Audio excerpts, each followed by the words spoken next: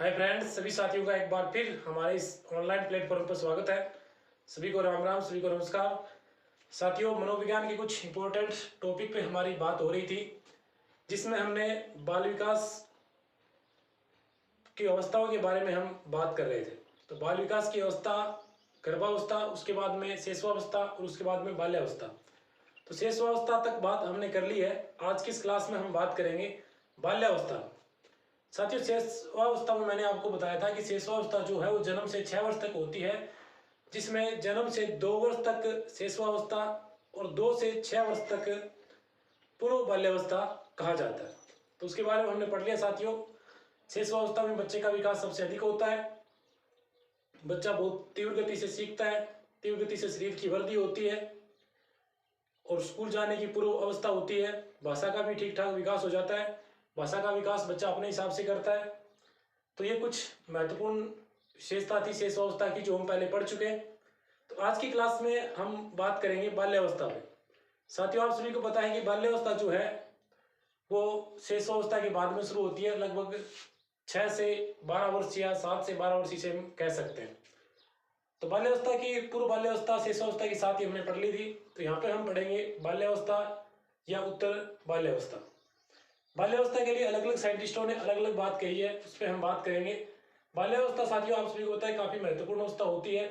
बच्चे का लगभग विकास इसी में होता है। उसका सामाजिक और नैतिक विकास जो हमने पढ़ा था कि शेष अवस्था में नहीं होता है, वो इस अवस्था में जाके होता है और धीरे धीरे इस अवस्था में उतार की चिंतन वगैरह भी करने लग जाता है। सब हम एक एक करके अध्ययन करेंगे। तो देखिए साथियों, जीवन का निर्माण काल कहा गया इसे। जीवन का निर्माण काल जो है वो किसे कहा गया है? तो बाल्यावस्था को कहा गया। किसने कहा है साथियों? तो फ्राइड ने कहा है। किसने कहा साथियों? फ्राइड ने बाल्यावस्था को जीवन का निर्माण काल कहा है। और इसके अलावा जीवन का अनोखा काल भी इसे कहा जाता है। जीवन का अनोखा काल जो है इसे काल कोलवे ब्रुश ने कहा है। कोलवे ब्रुश ने बाल्यावस्था को जीवन का अनोखा काल कहा है। मिथ्या परिपक्वता काल भी इसे रोश ने कहा है, क्योंकि इसमें बच्चा ये सोचता है कि वो परिपक्व हो चुका है, क्योंकि इसके बाद में किशोरावस्था आती है और इस अवस्था में बच्चा अपने आप को थोड़ा सा मैच्योर समझने लग जाता है। किशोरावस्था की तरफ जैसे जैसे जाता है वो, तो इसको जो है रोश ने क्या कहा है? मिथ्या परिपक्वता का है, क्योंकि इसमें जो बच्चे का गुस्सा होता है ना, रोष होता है ना, उसका वो भी मिथ्या ही होता है, वो ज्यादा लंबे समय तक नहीं होता है। तो इस हिसाब से भी आप जोड़ सकते हो कि इसे रोष ने क्या कहा? इसे मिथ्या काल का है। कॉल या वृक्ष ने क्या कहा? इसे अनोखा काल का है, क्योंकि वह कॉल करना सीख जाता है। आजकल जो वीडियो कॉल होती है वो भी करना सीख जाता है। तो ये अनोखा काल है। जीवन का निर्माण काल है, क्योंकि फ्राइड जो लगभग ऐसी बातें करते हैं, अलग अलग बातें करते हैं जो उनकी सबसे अलग है। तो निर्माण काल भी है। इस तरह से आप जोड़ के इसको जान सकते हो। वैचारिक क्रिया की बात लगभग कोई करता है तो वो करते हैं जीन पियाजे। तो वैचारिक क्रिया की अवस्था जीन पियाजे ने कहा है। किलपैट्रिक जो है वो सामाजिक प्रतिद्वंदात्मक सामाजिकरण की बात करते हैं। ये भी आप याद कर सकते हो कि अगर आप किसी की कील ठोकते हो तो अपने आपका क्या हो जाएगा? प्रतिस्पर्धा हो जाएगी। तो ये प्रतिद्वंदात्मक सामाजिकरण की क्रिया होती है। बच्चा कुछ चीजें मानता है, कुछ चीजें नहीं मानता है, और आपस में भी उनमें क्या होता है? कंपटीशन चलता है। एक बच्चे को अगर गुड मिल जाता है तो वो दूसरे बच्चे का भी कंपटीशन हो जाता है कि मैं भी अपनी कॉपी में गुड लूँ। इस तरह से उनके आपस में भी इस अवस्था में कंपटीशन ज्यादा चलता है। तो इस तरह से छोटी छोटी चीजें पुरस्कार लेने की इस अवस्था में बच्चों को बहुत ज्यादा इच्छा रहती है। तो ये कुछ नाम दिए थे विशेष वैज्ञानिकों ने। जीवन का निर्माण काल फ्राइड ने, जीवन का अनोखा काल कालिया ब्रुश ने, मिथ्या परिपक्वता काल रोस ने, वैचारिक क्रिया की अवस्था जीन पियाजे ने। तो प्रतिद्वंदात्मक समाजीकरण की जो अवस्था है वो किलपैट्रिक ने कही थी। इस अवस्था में क्या साथ के बच्चे जो है ना वो टोली बना के घूमते रहते हैं। क्या करते हैं? टोली बना के घूमते रहते हैं, बिना मतलब के घूमते रहते हैं। और इसमें एक क्या होता है? समलैंगिक समूह के बच्चे साथ में रहते हैं। मतलब लड़का लड़के साथ में रहेंगे और लड़की लड़कियां साथ में रहेंगे। मतलब लड़कियां अलग से खेलेंगे और लड़के जो है वो अलग से खेलेंगे। खेलने की इसमें बहुत ज्यादा भावना होती है। खिलौना संग्रह करने की तो जो हमने शेष अवस्था में बात की थी, इस अवस्था में जो है वो क्या कर खेलने की आयु से कह सकते हैं।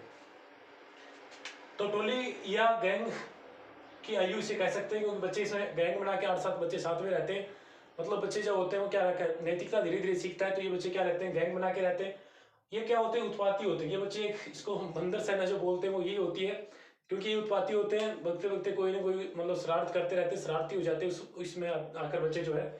और लास्ट तक जाके हम देखते हैं तो बच्चों में चुस्ती भी आ जाती है। उत्तर वाले अवस्था में देखते हैं तो बच्चों में क्या काफी चुस्ती होती है। तो इसे चुस्ती अवस्था भी कह सकते हैं, सारस अवस्था कह सकते हैं। इस अवस्था में बच्चा है ना आसानी से सीख जाता है। वो शिशुअवस्था का बच्चा जो है वो आसानी से नहीं सीखता। वो अपने आप से सीखने की कोशिश करता है, अपने मतलब हिसाब से सीखने की कोशिश करता है।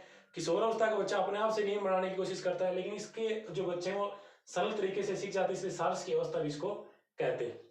एक इसको गंदी अवस्था कहा गया साथियों, डर्टी एज इसे कहा गया है, डर्टी एज कहा गया। इसके बारे में अलग अलग लोग अलग अलग निकालते हैं। कुछ लोग कहते हैं कि बच्चे खेलते हैं तो कपड़े वगैरह गंदे कर लेते हैं, इसलिए इनको डर्टी एज कहते हैं, लेकिन ऐसा नहीं है साथियों। इसमें क्या होता है, बच्चे झूठ बोलना सीख जाते हैं, लड़ाई झगड़ा सीख जाते हैं, गाली देना सीख जाते हैं, मतलब कुछ ऐसी अलग चीजें सीख जाते हैं और उनको थोड़ा सा सही दिशा में नहीं लेके जाता तो वो गाली देना सीख जाते हैं, आपको शब्द बोलना सीख जाते हैं, झगड़ा करना सीख जाते हैं, झूठ बोलना इसमें बहुत बड़ी प्रॉब्लम रहती है। इस अवस्था में तो बच्चे बेफालतू में झूठ बोलना सीख जाते हैं, तो इसलिए इसको डर्टी एज भी कहा गया, क्योंकि अगर इसको थोड़ा सा संभाल नहीं करेंगे तो बच्चे का वो विकास है वो खराब हो सकता है। तो विद्यालय की आयु भी इसे कहा है। वैसे बच्चा इससे पहले आजकल विद्यालय जाने लग जाता है, लेकिन विद्यालय की आयु अगर हम सीधा पूछे तो बाल्यावस्था को कहेंगे, पूर्व विद्यालय की अवस्था पूछे तो शिशुअवस्था को कहेंगे साथियों। इसमें आते आते बच्चे में क्या हो जाती है, सृजनशीलता आ जाती है। बच्चा क्या हो जाता है, सृजनशील हो जाता है, वो कुछ चीजों के बारे में सोचने लग जाता है और कुछ चीजें को वो सीखने की कोशिश करता है। वो अगर आप उसे कोई खिलौना ला के दो तो उसकी कोशिश रहती है उस पूरे के पूरे खिलौने को मतलब खोल देगा, उसके बाद में उसकी कोशिश रहेगी उसे बंद करे, मतलब उसे सृजनशील वो बहुत ज्यादा बनने की कोशिश करता है, हर चीज को वो सीखने की कोशिश करता है, उसको खोल देता है। कोई भी नई चीज आप ला के दोगे उसे जो भी चीज मिल जाएगी उसे पूरी की पूरी खोल के बिखेर देगा, उसे जोड़ने की कोशिश करेगा। तो सृजनशीलता की अवस्था इसे हम कह सकते हैं। खेल की आयु मैंने आपको बताया था, ये बच्चे जो है वो खेलने में बहुत ज्यादा इंटरेस्ट रखते हैं, 8 से 7 बच्चे एक साथ मिल जाते हैं और बहुत बच्चे खेलते हैं। इसमें आके हमने सभी खेल खेले, जैसे हमारे तो गांव में जो होते हैं गुल्ली डंडा खेलते हैं हम, काचौड़ी खेलते हैं हम, लुक छिपाई खेलते हैं हम, भाग दौड़ खेलते हैं हम, मतलब सारे खेल खेलते हैं लगभग। और ये बात स्ट्रेक ने कही थी कि 10 वर्ष तक का बच्चा जो है वो लगभग सारे खेल जितने होते हैं वो खेल लेता है। यही बात किसने कही थी, स्टेग ने कही थी कि 10 वर्ष तक जो बच्चा होता है वो लगभग सारे खेल जो है वो खेल लेता है। तो ये खेल की आयु इसी अवस्था को कहा जाता है।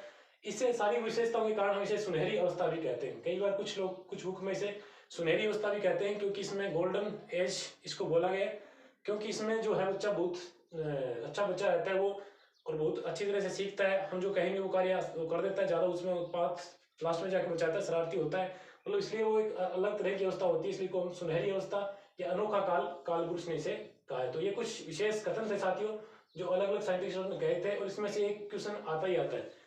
अवस्थाओं में से लगभग 2 क्वेश्चन बन जाते हैं और इसमें से एक क्वेश्चन जो है इसमें हो सकता है आ जाए आपकी, क्योंकि इसमें छोटे छोटे शब्द दिए हैं जो अलग अलग वैज्ञानिकों ने अलग अलग जो मनोवैज्ञानिकों ने दिए हैं। तो ये कुछ इंपॉर्टेंट इसके कथन थे साथियों। अब हम इसकी विशेषता में बात करें, जैसे मैंने आपको पहले बताया था कि शेषवावस्था में बच्चे का विकास बहुत जल्दी होता है, और चाहे बच्चे का शारीरिक विकास हो चाहे मानसिक विकास हो। जैसे बहुत से वैज्ञानिकों ने कहा है, वाटसन वगैरह ने कहा है कि अगर आप 4 साल का बच्चा मुझे दोगे तो आप जो कहोगे मैं उसे बना दूंगा। और लगभग साइंटिस्ट ने माना है कि 3 साल तक लगभग बच्चे का जो विकास है वो हो जाता है।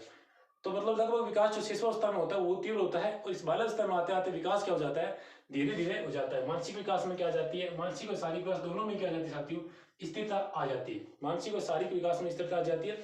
शिशुअवस्था में हमने पढ़ा था साथियों, बच्चे में जिज्ञासा की प्रवृत्ति होती है, वो बहुत ज्यादा प्रश्न पूछता रहता है। और इस अवस्था में ऐसा देखने को मिलेगा आपको, बच्चा जो है वो बहुत ज्यादा जिज्ञासा रहेगी, वो हर चीज को जानने की कोशिश करेगा। इस अवस्था में आके आप देखोगे तो बच्चा हर चीज को जानने की कोशिश करेगा। मैंने आपको पहले ही बताया, कोई नई चीज लाके देखो उसे पूरा खोल के चेक करेगा किसकी थीम क्या है, किस प्रक्रिया से चल रही है। तो प्रबल जिज्ञासा की प्रकृति इसके अंदर पाई जाती है।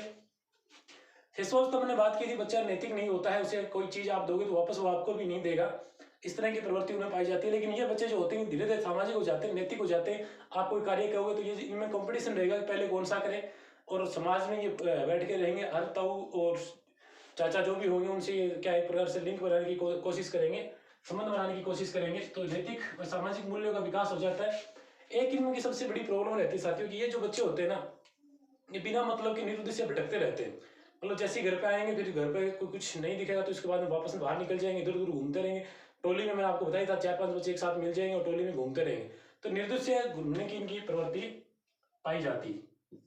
संग्रह की प्रवृत्ति, इनके अगर कोई भी चीज हो, कंचे वगैरह, गोली वगैरह, काचगोली वगैरह जो होती है, बॉल वगैरह जो होती है, ये संग्रह करके रखते हैं। हर बच्चे के पास में 5-5 बॉल मिल जाएगी।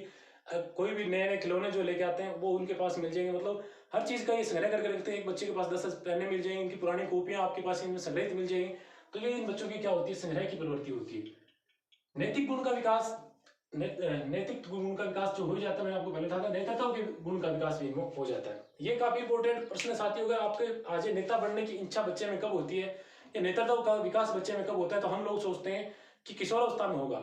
लेकिन यहाँ पे इंपॉर्टेंट प्रश्न साथियों, बाल्यावस्था के लास्ट तक जाते जाते 11वें 12वें वर्ष में बच्चा क्या करता है, नेता बनने की इच्छा उसमें आ जाती है, नेतृत्व करने की इच्छा आ जाती है। आप बच्चों को खेलते हुए देखोगे 11-12 वर्ष 10-11-12 वर्ष के बच्चों को, तो उनमें ये कंपटीशन रहता है कि मैं नेता किस तरह से वो उनका अध्यक्ष में बनूं या उनका जो है नेतृत्व में करूं, इस तरह का गुण इनमें आ जाता है। आपने देखा होगा कि हमने पढ़ा भी है, चंद्रगुप्त का जो चाणक्य ने देखा था वो राजकेलम खेल खेलते हुए, वो भी इसी अवस्था में था, तो वो भी मतलब इस तरह से राजा बनने की, इनके नेतृत्व करने की इच्छा इन बच्चों में बहुत ज्यादा रहती है। तो ये काफी इंपॉर्टेंट प्रश्न साथियों 12वें वर्ष तक इनमें विकसित हो जाती है, मतलब किशोरावस्था से पहले से इसमें बाल्यावस्था में नेतृत्व की गुण इनमें आ जाता है।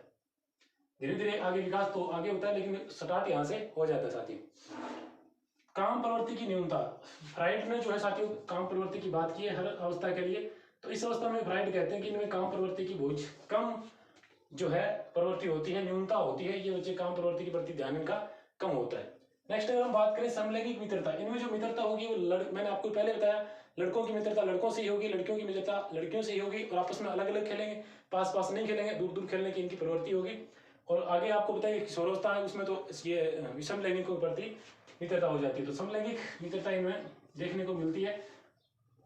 तार्किक और वैज्ञानिक कार्यों में रुचि हो जाती है, जैसा मैंने पहले बताया था, ये सृजनशील हो जाते हैं बच्चे, तो ये क्या करते हैं तार्किक कार्य और वैज्ञानिक कार्य अगर ऐसा कुछ इनको मिले जो नया सीखने को मिलेगा तो ये सबसे ज्यादा उसी में भाग लेते हैं। तो जेसीबी वाला वीडियो जो लोग चलते हैं आप देखो, वहाँ पे सबसे ज्यादा इसी अवस्था के बच्चे रहते हैं।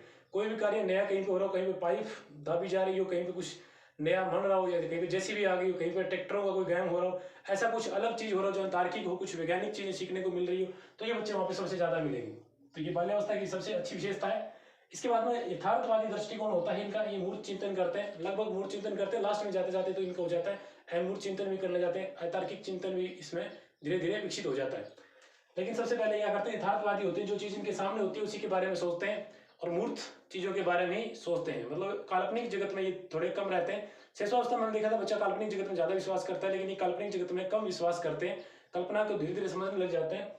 तो इनका यथार्थवादी दृष्टिकोण होता है। आत्मनिर्भरता या उत्तरदायित्व की भावना, आत्मनिर्भर हो जाते हैं, ये बच्चा धीरे धीरे अपना काम सारा करने लग जाता है, जैसे कि जूते पहनना, ड्रेस पहनना, अपने बैग को संभाल के रखना, बस्ते को संभाल के रखना, जो सारे काम में जो है ये धीरे धीरे अपने आप करने लग जाते हैं। इसके अलावा इनमें उत्तरदायित्व की भावना बहुत अच्छी होती है। इस अवस्था के बच्चों को अगर आप कोई काम लगा दोगे तो वो पूरे संतुष्टि से उस काम को करेगा। ब्याह शादी जो हमारे होती है, छोटे मोटे फंक्शन जो होते हैं, उसमें देखोगे कि आप 10-11-12 वर्ष के बच्चे भागे दौड़े फिर रहे, आप उनको कोई काम सौंप दो, वो बच्चा वो उस काम को नहीं छोड़ेगा। आप किशोरावस्था वाले को सौंपोगे तो वो वहां से कहीं और फरार हो जाएगा, और बाल्यावस्था वाला तो आपको पता है कि शेषावस्था वाला तो आपको पता है करेगा ही नहीं। तो बाल्यावस्था वाले बच्चे को आप कोई उत्तरदायित्व सौंपते हो तो उसको आसानी से करेगा, वो ऐसा मानेगा कि मुझे दिया गया, तो अपने आप को गौरवित महसूस भी उसमें करता है। धीरे धीरे इनमें क्या होता है, बहिर्मुखी व्यक्तित्व का भी विकास हो जाता है। इस अवस्था में जाके आप देखोगे बच्चा जो है वो बात छुपाता नहीं है, वो सभी को बताने की चेष्टा रखता है और सभी को वो उसमें शेयर करने की कोशिश करता है। तो इनका व्यक्तित्व जो होता है बहिर्मुखी होता है, बात कोई दबा के नहीं रखते। अगर छोटी सी चीज इसी कोई ला के देगा तो पूरे मोहल्ले में कहेंगे कि मेरे पास ये आ गया। अगर बैट आपने ला के दिया है तो ये बैट पूरे मोहल्ले में दिखाते फिरेंगे कि देखिए मेरे पास ये बैट आ गया है, मतलब हर चीज को बताने की कोशिश करेंगे। बहिर्मुखी स्वभाव के होते हैं। लेकिन एक दो विशेषता इनकी जो गंदी सी होती है, कई बार ये क्या झूठ बोलना सीख जाते हैं, गाली देना सीख जाते हैं। भाषा का विकास इसमें अच्छा खासा होता है। वैसे तो मैंने आपको बताया था शिशुअवस्था में ही भाषा का विकास शुरू हो जाता है, लेकिन यहाँ पे भाषा का विकास सर्वाधिक होता है बाल्यावस्था में जाके। तो भाषा का विकास में कई बार क्या होता है, बच्चे अपशब्द बोलना सीख जाते हैं, ऐसा कुछ सीख जाते हैं, झूठ बोलना सीख जाते हैं। तो ये कुछ इसकी ऐसी जो है वो गलत प्रवृत्ति भी इनमें उत्पन्न हो सकती है। तो इसके लिए इनकी शिक्षा का जो है वो नैतिक शिक्षा इनको दी जानी चाहिए, और सामाजिक शिक्षा इनको दी जानी चाहिए, और वैज्ञानिक और तार्किक चिंतन की धीरे धीरे इनको शिक्षाएं जो है दी जानी चाहिए। तो ये साथियों हमारी थी बाल्यावस्था, जो काफी अच्छी अवस्था है, जिसे हम सुनहरी अवस्था भी कहते हैं, गोल्डन स्टेज भी कहते हैं। इस तरह के प्रश्न पूछे जाते हैं। डोली गहन की अवस्था, उत्पादी चुस्ती की अवस्था किसको कहते हैं, गंदी अवस्था किसको कहते हैं, तो ये सभी किसको कहा जाता है साथियों, बाल्यावस्था को कहा जाता है। तो काफी इंपॉर्टेंट अवस्था साथियों हमारे लिए है। इसमें से एक या दो क्वेश्चन सीटेट का एग्जाम हो, चाहे आपका रीट का एग्जाम हो, स्टेट का एग्जाम हो, उसमें आने की संभावना रहती है। तो मैं उम्मीद करता हूँ कि आपको ये जरूर पसंद आया होगा। अगर आपको वीडियो पसंद आई साथियों तो इसे लाइक और शेयर करना ना भूलें, तब चैनल को सब्सक्राइब जरूर करें। थैंक यू फॉर वॉचिंग, मिलते हैं नेक्स्ट वीडियो में।